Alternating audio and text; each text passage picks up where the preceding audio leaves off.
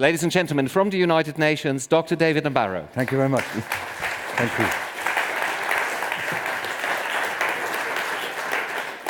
Thank you very much indeed. What a wonderful welcome.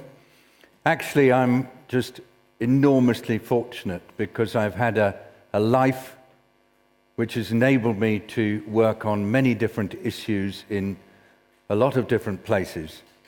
And in the process, I've really come to recognize the importance of enabling people to have more control over their health.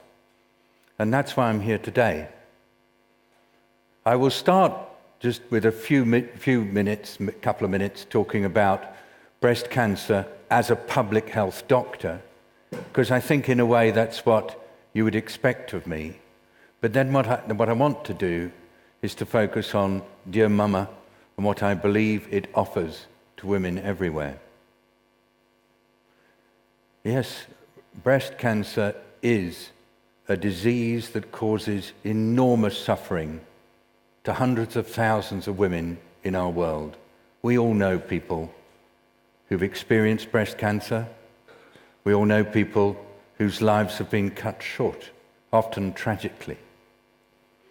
And so all of us who are working in public health really long for there to be ways to reduce the suffering due to this disease.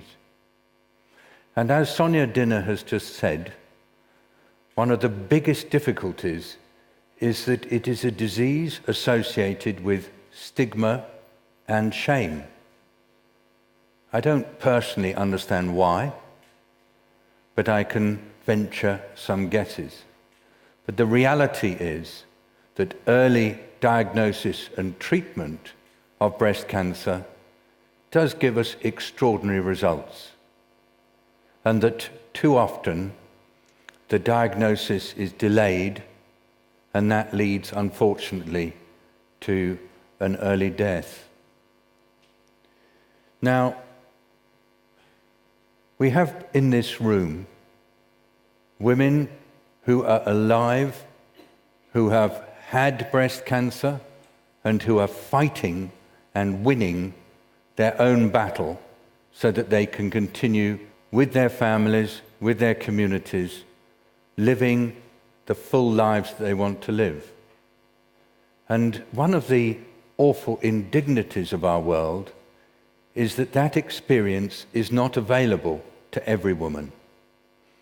And that's why any activity that can increase in the ability of individual women to be able to survive breast cancer and to live well with the illness, any innovation that can do that is to be welcomed.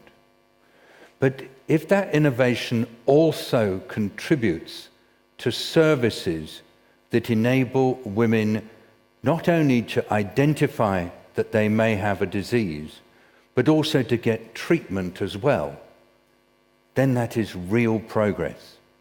And if that innovation goes one step further and takes the issue into society, so that people in positions of authority and power can stand up and say, the situation for people with breast cancer is unsatisfactory, it's an indignity, it's actually offensive that so many women are unable to get access to care, then it's a very special innovation indeed, helping the individual woman, helping women as a community, and then helping to get the issue into the attention of society.